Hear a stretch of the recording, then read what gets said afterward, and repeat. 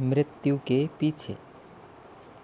बाबू ईश्वर चंद्र को समाचार पत्रों में लेख लिखने की चाट उन्हीं दिनों पड़ी जब वे विद्याभ्यास कर रहे थे। नित्य नए विषयों की चिंता में लीन रहते। पत्रों में अपना नाम देखकर उन्हें उससे कहीं ज़्यादा खुशी होती थी जितनी परीक्षाओं में उत्तीर्ण होने या कक्षा में उच्च स्थान प्राप्त करने से हो सकती थी। वह अपने कॉलेज के गर्म दल के नेता थे। समाचार पत्रों में परीक्षा पत्रों की जटिलता या अध्यापकों के अनुचित व्यवहार की शिकायत का भार उन्हीं के सिर था। इससे उन्हें कॉलेज में प्रतिनिधित्व का काम मिल गया। प्रतिरोध के प्रत्येक अवसर पर उन्हीं के नाम नेतृत्व की गोटी पड़ जाती थी। उन्हें विश्वास हो गया कि मैं इस परिमित क्षेत्र से निकलकर संसार के विस्तृत क्षेत्र में अब अधिक सफल हो सकता हूँ। सार्वजनिक जीवन को वह अपना भाग्य समझ बैठे थे।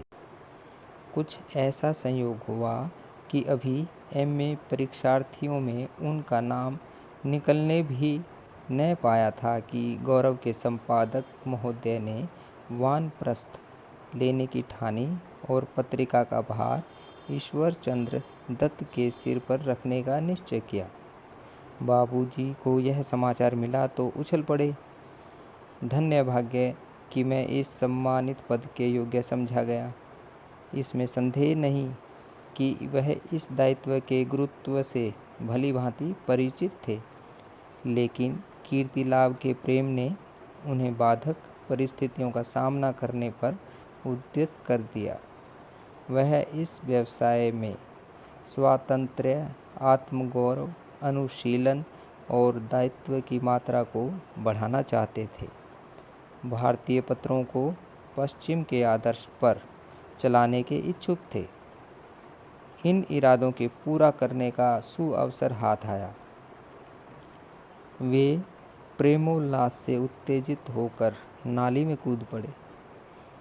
ईश्वर चंद्र की पत्नी एक ऊंचे और धनाढ्य कुल की लड़की थी और वह ऐसे कुलों की मर्यादा प्रियता तथा मिथ्या गौरव प्रेम से संपन्न थी।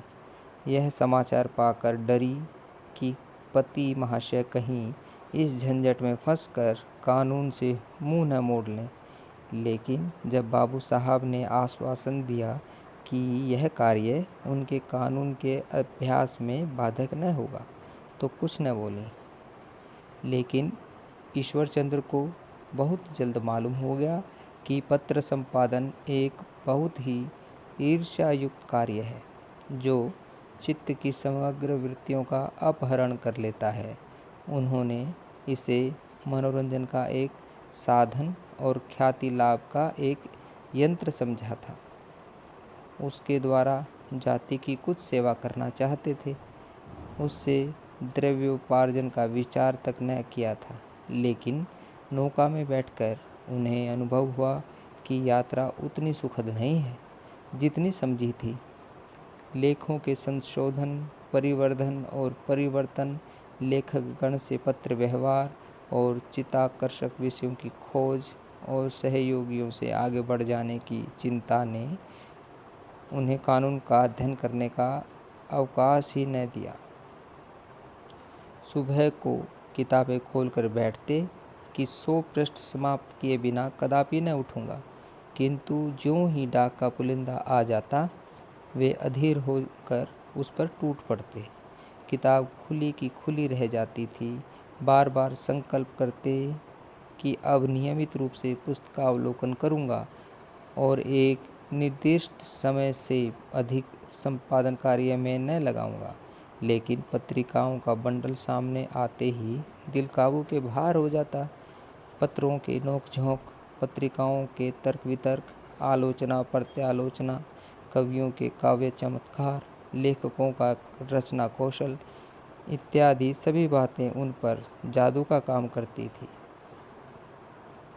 इस पर छपाई की कठिनाइयाँ, ग्राहक संख्या बढ़ाने की चिंता और पत्रिका को संवार्ग सुंदर बनाने की आकांक्षा और भी प्राणों को संकट में डाले रहती थी। कभी कभी उन्हें खेद होता कि व्यर्थ ही इस झमेले में पड़ा। यहाँ तक कि परीक्षा के दिन सिर पर आ गए और वे इसके लिए बिल्कुल तैयार न थे। वे उसमें सम्मिलित न हुए। मन को समझाया कि अभी इस काम का श्री गणेश है, इसी कारण यह सब बाधाएं उपस्थित होती हैं। अगले वर्ष यह काम एक सुव्यवस्थित रूप में आ जाएगा और तब मैं निश्चिंत होकर परीक्षा में बैठूंगा। पास कर लेना क्या कठिन है। ऐसे बुद्धू पास हो जाते हैं जो एक सीधा सा लेख भी नहीं लिख सकते, तो क्या मैं ही रह जाऊंगा।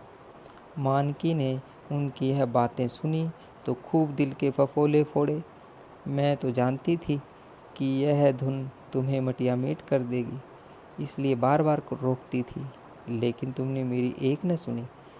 आप तो डूबे ही, मुझे भी ले डूबे। उनके पूज्य पिता भी बिगड़े। हितैषियों ने भी समझाया, अभी इस काम को कुछ दिनों के लिए स्थगित कर दो।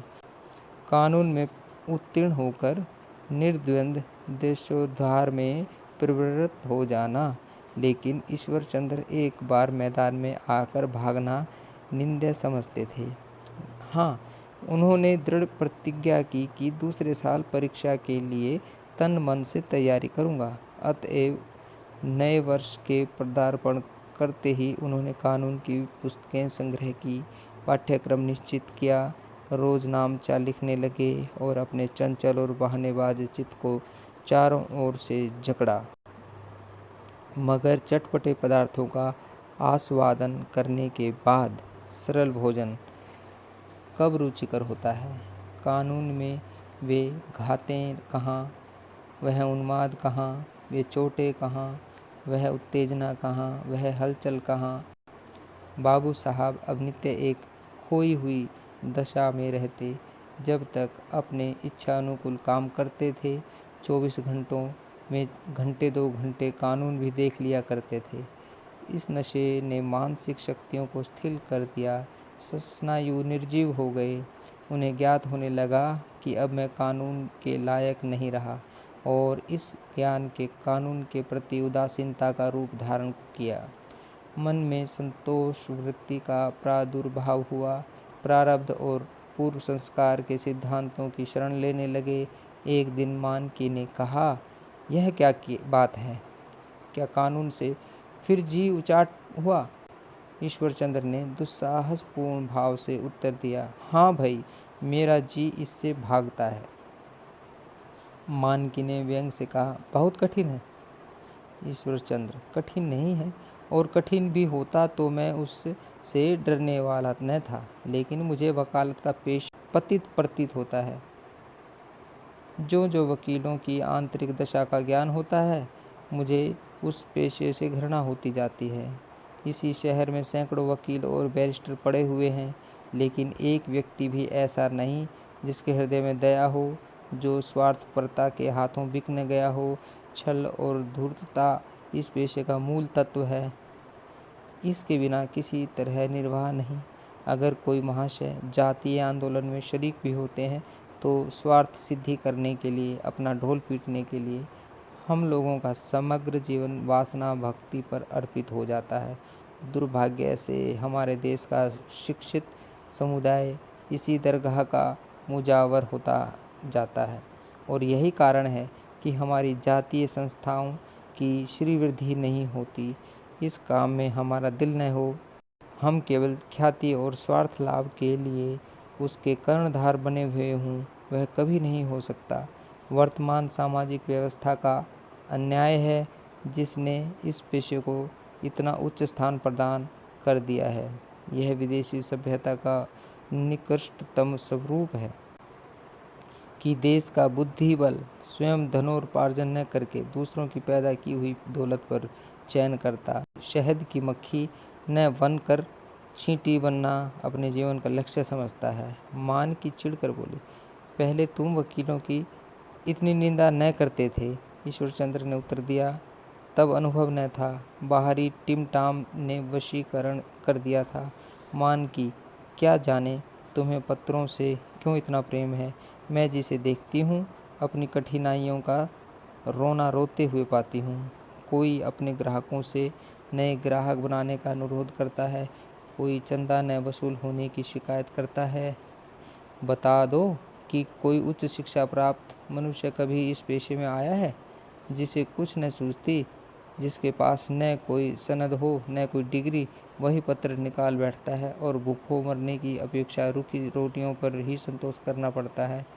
लोग विलायत जाते हैं, वहाँ कोई डॉक्टरी पढ़ता है, कोई इंजीनियरिंग, कोई सिविल सर्विस, लेकिन आज तक न सुना कि कोई एडिटरी का काम सीखने लग गया। क्यों सीखे? किसी को क्या पड़ी है कि जीवन की महत्वाकांक्षाओं को खाक में मिलाकर त्याग और विराग में उम्र काटे। हाँ, जिनको सनक सवार हो गई हो, उनकी बात निराली है। ईश्वरचंद्र, जीवन का उद्देश्य केवल धन संचय करना ही नहीं है। मानकी, अभी तुमने वकीलों की निंदा करते हुए कहा, यह लोग दूसरों की कमाई खाकर मोटे होते हैं। पत्र चलाने वाले भी तो दूसरों की ही कमाई खाते हैं। ईश्वरचंद्र ने बगलें झाँकते हुए कहा, हम लोग दूसरों की कमाई खाते हैं तो दूसरों जान भी देते हैं, वकीलों की भांति किसी को लूटते नहीं। मानकी, यह तुम्हारी हठ धर्मी है। वकील भी तो अपने मुँह वकीलों के लिए जान लड़ा देते हैं। उनकी कमाई भी उतनी ही है जितनी पत्र वालों की। अंतर केवल इतना है कि एक की कमाई पहाड़ी स्रोता है, दूसरे की बरसाती नाला। एक में नित्य जल प्रवाह होता है, दूसरे में नित्य धूल उड़ा करती है। बहुत हुआ तो बरसात में घड़ी दो घड़ी के लिए पानी आ गया।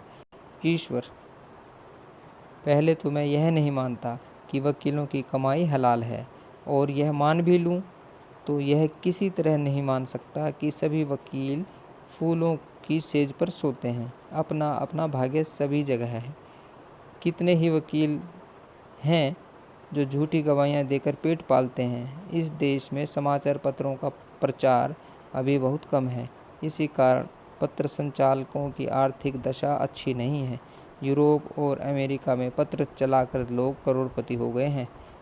इस समय संसार के सभी समुन्नत देशों के सूत्रधार या तो समाचार पत्रों के संपादक और लेखक हैं या पत्रों के स्वामी। ऐसे कितने ही अरबपति हैं जिन्होंने अपनी संपत्ति की नींव पत्रों पर ही खड़ी की थी। ईश्वरचंद्र सिद्ध करना चाहते थे कि धन, ख्याति और सम्मान प्राप्त करने का पत्र संचालन से उत्तम और कोई साधन नहीं है। और सबसे बड़ी बात तो यह है कि इस जीवन में सत्य और न्याय की रक्षा करने के सच्चे अवसर मिलते हैं। परंतु मानकी पर इस वक्तृता का जरा भी असर न हुआ। स्थूल दृष्टि को दूर की चीज़ें साफ नहीं दिखती। मानकी के सामने सफल संपादक का कोई उदाहरण न था। 16 वर्ष गुजर गए। ईश्वरचंद्र ने संपादकीय जगत में खूब नाम पैदा किया। जातीय आंदोलनों में अग्रसर हुए, पुस्तकें लिखी, एक दैनिक पत्र निकाला, अधिकारियों के भी सम्मान पात्र हुए। बड़ा लड़का बीए में जा पहुंचा, छोटे लड़के नीचे के दर्जों में थे। एक लड़की का विवाह भी एक धन संपन्न कुल में किया है। विदित यही होता था कि उनका जीवन बड़ा ही सुखमय है, मगर उनकी आर्थिक दशा अब भी संतोषजनक न थी। खर्च आमदनी से बढ़ा हुआ था। घर की कई हजार की जायदाद हाथ से निकल गई। इस पर बैंक का कुछ न कुछ देना सिर पर सवार रहता था। बाजार में भी उनकी साख न थी। कभी कभी तो यहाँ तक नौबत आ जाती कि उन्हें बाजार का रास्ता छोड़ना पड़ता। अब वह अक्सर अपनी युवावस्था की दूरदर्शिता पर अफसोस करते थे। जातीय सेवा का भाव अब भी उनके हृदय में तरंगे मारता था, लेकिन वह देखते थे कि काम तो मैं तय करता हूँ और यश वकीलों और सेठों के हिस्से में आ जाता है। उनकी गिनती अब कुछ ही छुट भइयों में थी। यद्यपि सारा नगर जानता था कि यहाँ के सार्वजनिक जीवन के प्राण वही हैं, पर यह भाव कभी व्यक्त न होता था। इन्हीं कारणों से ईश्वरचंद्र को संपादन कार्य से अरुचि होती थी। दिनों दिन उत्साह क्षीण होता जाता था, लेकिन इस जाल से निकलने का कोई उपाय नहीं सूझता था। उनकी रचना में सजीवता न थी, न लेखनी में शक्ति। उनके पत्र और पत्रिका दोनों ही से उदासीनता का भाव झलकता था। उन्होंने सारा भार सहायकों पर छोड़ दिया था। खुद बहुत कम काम करते थे। हाँ, दोनों पत्रों की जड़ जम चुकी थी, इसलिए ग्राहक संख्या कम न होने पाती थी। वे अपने काम पर चलते थे। लेकिन इस संघर्ष और संग्राम के काल में उदासीनता का निर्वाह कहाँ। गौरव ने प्रतियोगी खड़े कर दिए। उन जिनके नवीन उत्साह ने गौरव से बाजी मार ली, उसका बाजार ठंडा होने लगा। नए प्रतियोगियों का जनता ने बड़े हर्ष से स्वागत किया। उनकी उन्नति होने लगी। यद्यपि उनके सिद्धांत भी वही, लेखक भी वही, विषय भी वही थे, लेकिन आगंतुकों ने उन्हीं पुरानी बातों में नई जान डाल दी। उनका उत्साह देख ईश्वरचंद्र को भी जोश आया कि एक बार फिर अपनी रुकी हुई गाड़ी में जोर लगाएं। लेकिन न अपने में सामर्थ्य थी, न कोई हाथ बटाने वाला नजर आता था। इधर उधर निराश नेत्रों से देखकर हतोत्साह हो जाते थे। हाँ, मैंने अपना सारा जीवन सार्वजनिक कार्यों में व्यतीत किया। खेत को बोया, सींचा, दिन को दिन और रात को रात न समझा, धूप में जला, पानी में भीगा, और इतने परिश्रम के बाद जब फसल कटने के दिन आए तो मुझ में हंसिया पकड़ने का भी बुता नहीं। दूसरे लोग, जिनका उस समय कहीं पता न था, अनाज काट काट कर खलिहान भरे लेते हैं और मैं खड़ा मुँह ताकता हूँ। उन्हें पूरा विश्वास था कि अगर कोई उत्साहशील युवक मेरा शरीक हो जाता, गौरव अब भी अपने प्रतिद्वंदियों को परास्त कर सकता। सभ्य समाज में उनकी धाक जमी हुई थी। परिस्थिति उनके अनुकूल थी। जरूर केवल ताजे खून की थी। उन्हें अपने बड़े लड़के से ज़्यादा उपयुक्त इस काम के लिए और कोई न दिखता था। उसकी रुचि भी इस काम की ओर थी, पर मानकी के भय से वह इस विचार को जबान पर न ला सके थे। इसी चिंता में 2 साल गुजर गए और यहाँ तक नौबत पहुँची कि या तो गौरव का टाट उलट दिया जाए या इसे पुनः अपने स्थान पर पहुँचाने के लिए कटिबद्ध हुआ जाए। ईश्वरचंद्र ने इसके पुनरुद्धार के लिए अंतिम उद्योग करने का दृढ़ निश्चय कर लिया। इसके सिवा और कोई उपाय न था। यह पत्रिका उनके जीवन का सर्वस्व थी। इससे उनके जीवन और मृत्यु का संबंध था। उसको बंद करने की वह कल्पना भी न कर सकते थे। यद्यपि उनका स्वास्थ्य अच्छा न था, पर प्राण रक्षा की स्वाभाविक इच्छा ने उन्हें अपना सब कुछ अपनी पत्रिका पर न्यौछावर करने को उद्यत कर दिया।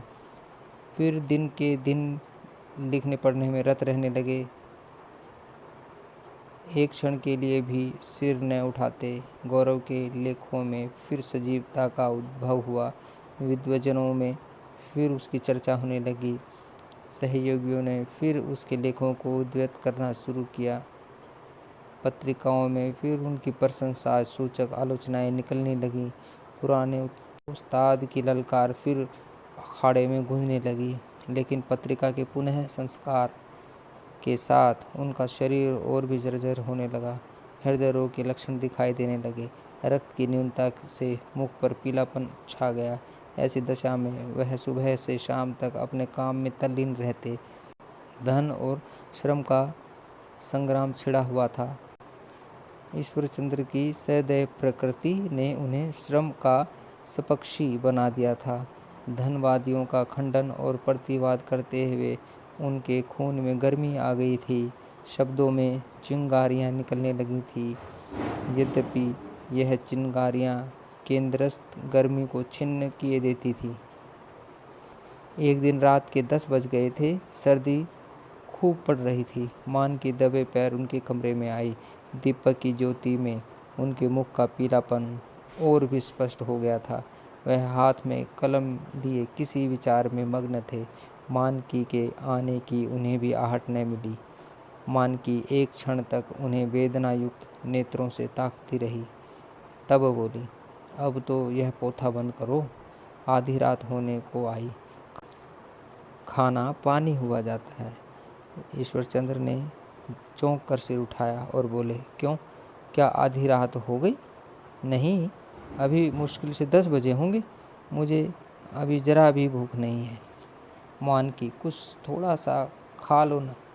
ईश्वर, एक ग्रास भी नहीं, मुझे इसी समय अपना लेख समाप्त करना है। मानकी, मैं देखती हूँ तुम्हारी दशा दिन ब दिन बिगड़ती जाती है। दवा क्यों नहीं करते? जान खपाकर थोड़े ही काम किया जाता है।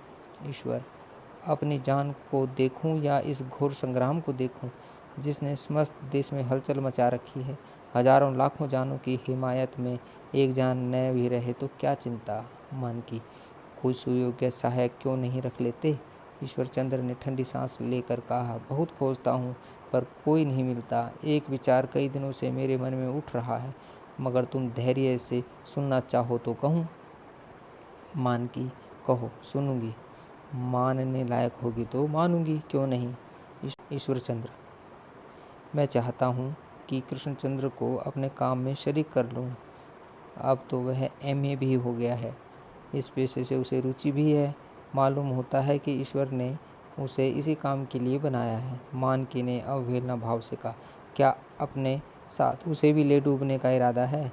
घर की सेवा करने वाला भी कोई चाहिए कि सब देश की ही सेवा करेंगे?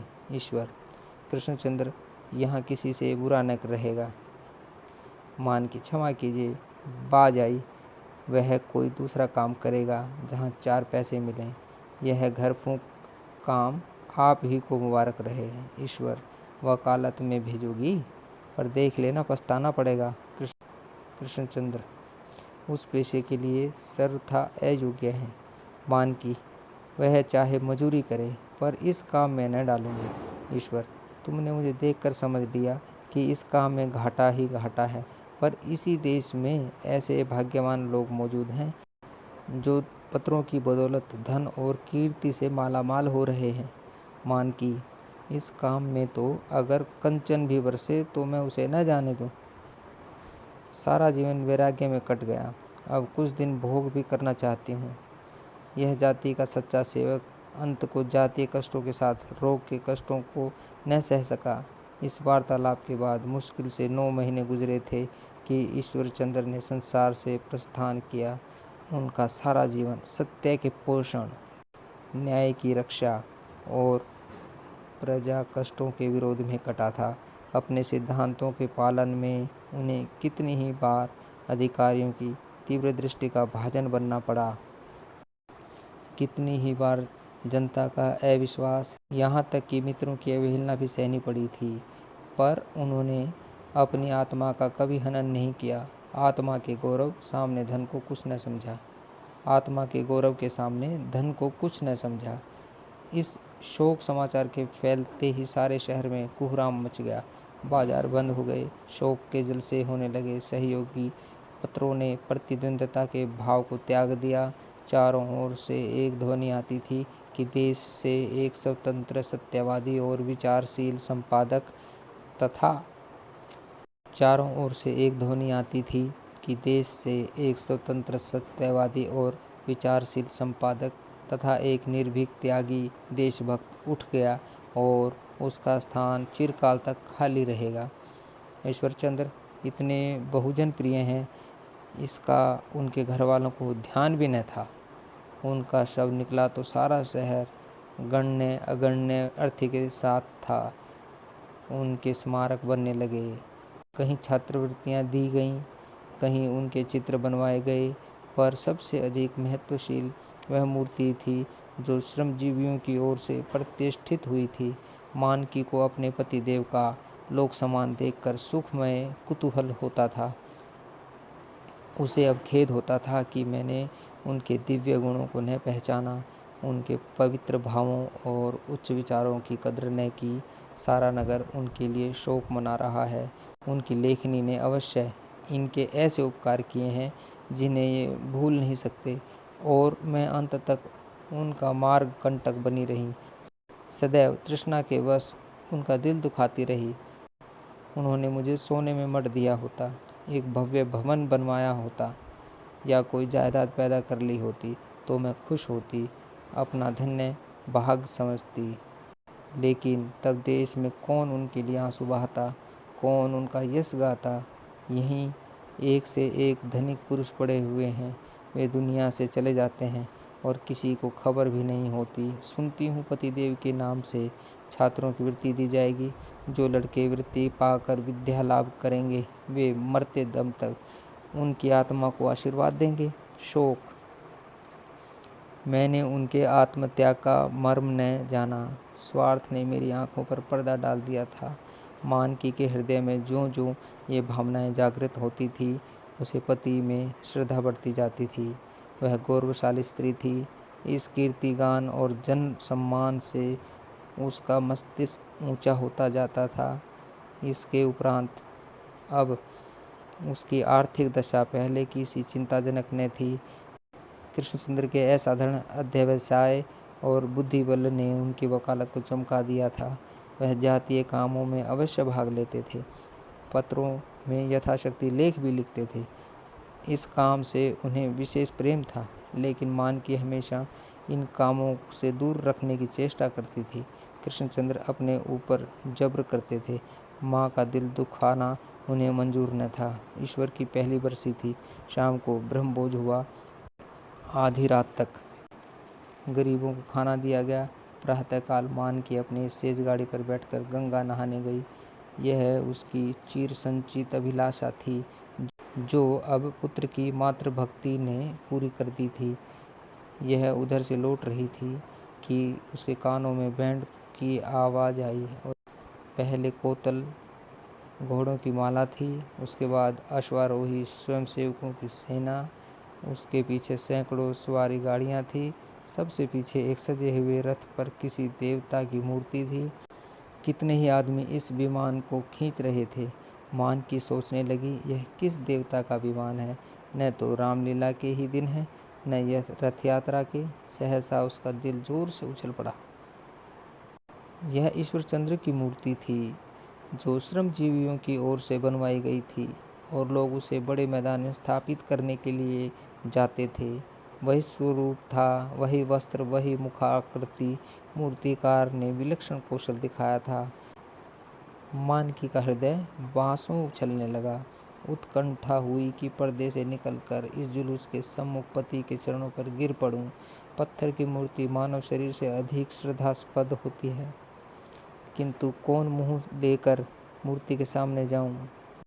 उसकी आत्मा ने कभी उसका इतना तिरस्कार न किया था। मेरी धनलिप्सा उनके पैरों की बेड़ी न बनती तो वह न जाने किस सम्मान पद पर पहुँचते। मेरे कारण उन्हें कितना क्षोभ हुआ। घर वालों की सहानुभूति बाहर वालों के सम्मान से कहीं उत्साहजनक होती है। मैं इन्हें क्या कुछ न बना सकती थी, पर कभी उभरने न दिया। स्वामी जी, मुझे क्षमा करो, मैं तुम्हारी अपराधिनी हूँ। मैंने तुम्हारे पवित्र भावों की हत्या की है। मैंने तुम्हारी आत्मा को दुखी किया है। मैंने बाज को पिंजड़े में बंद करके रखा था। शोक। सारे दिन मानकी को वही पश्चाताप होता रहा। शाम को उससे न रहा गया। वह अपनी कहारिन को लेकर पैदल उस देवता के दर्शन को चली जिसकी आत्मा को उसने दुख पहुंचाया था। संध्या का समय था। आकाश पर लालिमा छाई थी। अस्ताचल की और कुछ बादल भी हो आए थे। सूर्यदेव कभी मेघपट में छिप जाते थे, कभी बाहर निकल आते थे। इस धूप छाह में ईश्वरचंद्र की मूर्ति दूर से कभी प्रभात की भांति प्रसन्नमुख और कभी संध्या की भांति मलिन देख पड़ती थी। मानकी उसके निकट गई, पर उसके मुख की ओर न देख सकी। उन आँखों में करुण वेदना थी। मानकी को ऐसा मालूम हुआ मानो वह मेरी ओर तिरस्कार भाव से देख रही है। उसकी आंखों से ग्लानि और लज्जा के आंसू बहने लगे। वह मूर्ति के चरणों पर गिर पड़ी और मुंह ढांपकर रोने लगी। मन में भाव द्रवित हो गए। वह घर आई तो 9 बज गए थे। कृष्ण उसे देखकर बोले, अम्मा, आज आप इस वक्त कहाँ गई थी? मानकी ने हर्ष से कहा, गई थी तुम्हारे बाबूजी की प्रतिमा के दर्शन करने। ऐसा मालूम होता है वही साक्षात खड़े हैं। कृष्ण, जयपुर से बनकर आई है। मानकी, पहले तो लोग उनका इतना आदर नहीं करते थे। कृष्ण, उनका सारा जीवन सत्य और न्याय की वकालत में गुजरा है। ऐसे ही महात्माओं की पूजा होती है। मान की, लेकिन उन्होंने वकालत कब की?